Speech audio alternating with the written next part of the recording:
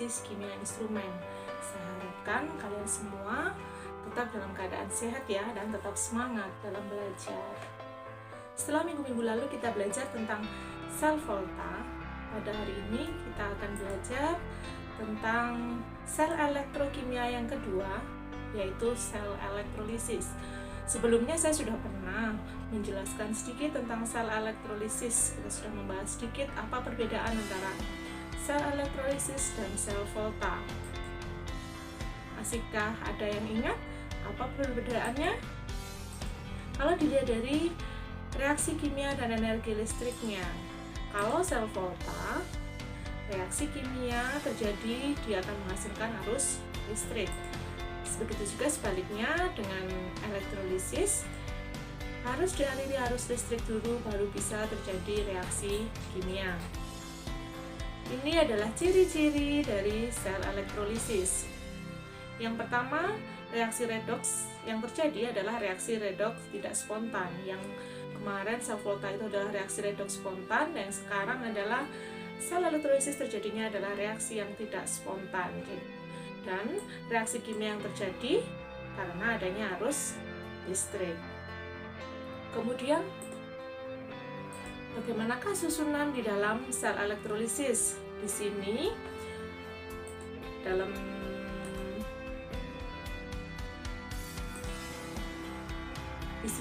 sel elektrolisis, pada anodenya ini adalah kebalikannya dari sel volta.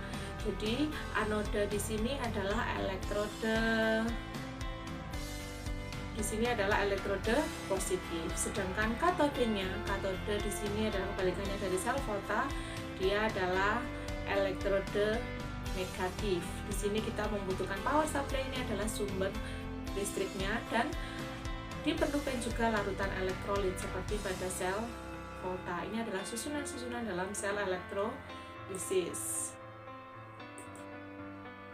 Nah, bagaimanakah reaksi dalam elektrolisis? Jadi ada elektrolisis larutan, ada elektrolisis lelehan. Reaksinya adalah berbeda. Apa sih perbedaannya larutan dengan lelehan? Masih ada yang ingat nggak? Iya, kalau larutan itu berarti zat terlarut dicampur dengan pelarutnya, ada air di sini. Tapi kalau lelehan, di situ padatan yang dipanaskan dia akan meleleh menjadi cairan. Jadi di situ tidak ada pelarut air. Itu yang membedakan larutan dengan lelehan. Di situ reaksinya juga akan berbeda. Yang pertama, reaksi di katoda. Sama seperti sel volta, di katoda terjadi reaksi reduksi. Di mana di sini reaksinya adalah bergantung pada jenis kationnya. Jadi yang menuju ke katoda karena dia ada elektrode negatif, di situ yang menuju adalah ion positifnya atau kationnya. Nah, di sini kalau kation itu berasal dari logam aktif. Nah, logam aktif itu logam apa saja sih? Logam aktif itu ada logam golongan 1A, LiNaK, RbCs dan seterusnya. Kemudian golongan 2A, Be, Mg, Ca, Sr itu adalah golongan 2A. Al atau Mn itu adalah logam-logam aktif. Jika logam-logam aktif, karena potensial reduksinya lebih kecil daripada air, sehingga di sini yang tereduksi adalah air, bukan lagi kationnya. Reaksi reduksi air adalah seperti ini. 2H2O ditambah dengan 2 elektron menjadi 2OH- plus H2. Jadi di sini dalam sel elektrolisis dihasilkan gas H2 dan larutan yang bersifat basa karena di sini ada OH-. Itu apabila kationnya berasal dari logam-logam aktif. Nah, bagaimana jika kationnya bukan berasal dari logam aktif? Kalau kationnya bukan logam aktif, maka kation itu sendiri yang akan tereduksi. Reaksinya adalah seperti ini. M dengan muatan N plus N elektron menjadi M. Jadi dia akan membentuk endapan logam dari kation tersebut. Itu adalah reaksi di katoda. Kemudian reaksi di anoda. Di sini terjadi reaksi oksidasi. Nah, reaksi di anoda itu bergantung pada jenis anodanya dan anionnya. Nah, jika anodanya inert itu adalah C, karbon, platina atau PT dan emas atau AU. Di situ reaksinya bergantung pada anionnya. Anionnya termasuk jenis anion apa? Jika potensial reduksi anionnya, anion itu ion yang bermuatan negatif ya. Jika potensial reduksi anionnya lebih positif daripada air, maka anion itu yang teroksidasi. Nah, tapi jika anionnya itu lebih negatif daripada potensial air, maka seperti anion sisa asam oksi ya, sisa asam oksi itu SO42-, NO3-, ClO4-. Di situ air yang akan teroksidasi. Jadi, apabila elektrodenya inert, kalau anion itu anion sisa asam oksi seperti SO4, NO3, dan ClO4-, air yang akan teroksidasi. Reaksi air oksidasi itu seperti apa? Adalah seperti ini. 2H2O, dia akan membentuk 4H+, jadi membentuk larutan bersifat asam, gas oksigen, dan melepaskan 4 elektron. Nah, jika anodanya tidak inert selain karbon, PT, dan AU, maka anoda tersebut yang akan teroksidasi. Reaksinya adalah M menjadi Mn plus Ne elektron. Itu apabila anodanya tidak inert, jadi anodanya sendiri yang akan teroksidasi. Jadi itu ya aturan-aturan dalam reaksi pada sel elektrolisis. Bisa diberi contoh satu ini ya. Apabila elektrolisis larutan NaCl, jadi di sini larutannya adalah larutan NaCl dengan elektrodanya adalah karbon atau C, atau biasanya disebut juga dengan grafit. Jadi yang pertama, larutan NaCl ini kalian ionisasi. NaCl itu kalau terionisasi akan membentuk Na plus Cl min. Nah, kita lihat ion positifnya atau kationnya, apakah dia kation logam aktif atau bukan. Nah, di sini Na plus ini adalah golongan 1A. Jadi kalian lihat ya, kalau golongan logam aktif itu golongan 1A, 2A, Al, dan Mn. Berarti Na ini adalah logam aktif karena dia adalah golongan 1A. Maka yang tereduksi adalah air. Reaksinya adalah seperti yang tadi, 2O plus 2 elektron menjadi 2OH- plus H2. Ini adalah reaksi reduksi dari air. Kemudian kita lihat elektrodenya. Elektrodenya inert atau tidak inert? Nah, kalau karbon atau C tadi elektroda inert atau tidak inert? Ya, C adalah elektroda inert. Karena dia elektroda inert, maka reaksinya tergantung dari anion. Kita lihat anionnya sisa asam oksi atau bukan. Ternyata Cl-, dia bukan sisa asam oksi. Karena dia bukan sisa asam oksi, maka Cl- sendiri yang akan teroksidasi. Reaksinya adalah 2 Cl- teroksidasi menjadi Cl2 plus 2 elektron. Ini ya, reaksi-reaksi pada elektrolisis larutan NaCl dengan elektroda karbon. Kalau kita tuliskan reaksi elektrolisis lagi secara lengkap adalah seperti ini. NaCl terionisasi jadi Na plus dan Cl-. Reaksi di katoda adalah reaksi reduksi air, dan di anoda adalah reaksi oksidasi dari Cl-.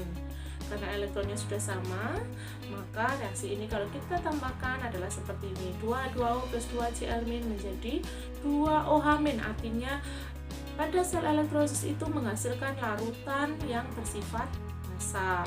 Kemudian H2 berarti di situ dihasilkan gas H2, berarti nanti di situ pasti ada gelembung-gelembung gas, dan juga dihasilkan gas Cl2, jadi dihasilkan gas klor. Itu adalah reaksi elektrolisis, contoh dari reaksi elektrolisis. Sekarang contoh yang kedua. Apabila yang dielektrolisis adalah larutan CuSO4, elektrodenya adalah elektroda platina atau PT. Sama seperti tadi ya, CuSO4 ini kita ionisasi dulu. Jadi Cu2 plus SO4 2-. Jadi pertama larutan yang dielektrolisis diionisasi terlebih dahulu. Kemudian kita lihat kationnya. Apakah kationnya logam aktif atau bukan? Ternyata Cu2+ bukan kation logam aktif, maka Cu2+ sendiri yang akan terreduksi. Cu2+ plus 2 elektron menjadi Cu, jadi dia menjadi padatan Cu. Kemudian kita lihat elektrodenya. Elektrodenya di sini adalah elektroda platina. Karena di sini platina adalah elektroda yang inert, maka reaksinya tergantung dari anionnya. Kita lihat SO4, anion sisa asam oksi atau bukan? Ternyata SO4 adalah anion sisa asam oksi, karena itu yang teroksidasi adalah air. Jadi 2H2O menghasilkan 4H+ plus O2 plus 4 elektron. Jika kita tuliskan reaksi elektrolisisnya secara lengkap adalah seperti ini. Ya, Cu-nya kenapa kok ini dikalikan 2? Supaya elektronnya sama dengan elektron yang ada di anoda, sehingga dia ada koefisien 2. Ini juga 2. Maka nanti hasil dari elektrolisis itu adalah terbentuk endapan Cu, larutan yang bersifat asam, dan terbentuk gas oksigen. Jadi pasti nanti di situ akan terbentuk gelembung-gelembung gas. Gimana? Sudah ada bayangan ya? Bagaimanakah reaksi elektrolisis dari larutan? Jadi di situ kita lihat apakah air ataukah zatnya sendiri yang bereaksi. Nah, bagaimana kalau leburan? Tadi sudah saya singgung sedikit. Kalau leburan itu tidak ada air. Nah, untuk elektrolisis dengan elektroda yang tidak inert, jadi kalau elektrodenya tidak inert, selain C, PT, dan AU, maka reaksi yang berlangsung adalah reaksi elektroda dan reaksi dari elektrolitnya.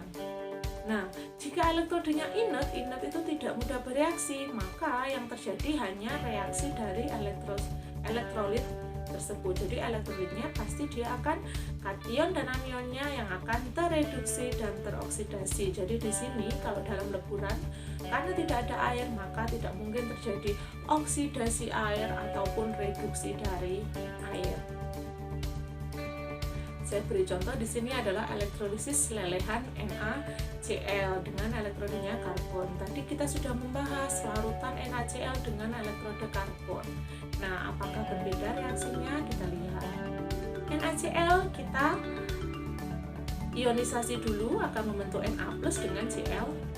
Kemudian karena di sini tidak ada air, meskipun Na+ itu adalah kation logam aktif karena dia golongan 1, karena tidak ada air, maka kation tersebut yang akan terreduksi. Jadi Na+ plus 2 elektron menjadi 2 Na. Dia akan membentuk endapan Na. Kemudian ion negatifnya akan bereaksi karena di sini elektrodenya inert, maka anionnya yang akan bereaksi. Cl- teroksidasi menjadi Cl2 plus 2 elektron. Ini adalah reaksi selnya. Nah, berbeda ya, perbedaannya hanya ada air dan tidak ada air. Itu adalah reaksi dalam leburan di mana di situ tidak ada air. Nah, setelah kalian belajar tadi reaksi-reaksi di katode, reaksi-reaksi di anoda, maka supaya bisa ditahu apakah kalian sudah memahami dari yang sudah bisa dijelaskan tadi, kalian cermati contoh-contohnya. Sekarang kalian kerjakan latihan soalnya. Yang pertama, kalian diminta untuk menuliskan reaksi elektrolisis. Jadi seperti tadi, reaksi di katodenya bagaimana, reaksi di anodanya bagaimana, reaksi selnya setelah digabungkan bagaimana. Seperti contoh yang sudah bisa diberikan tadi, kalian tuliskan reaksi elektrolisis dari zat-zat berikut ini.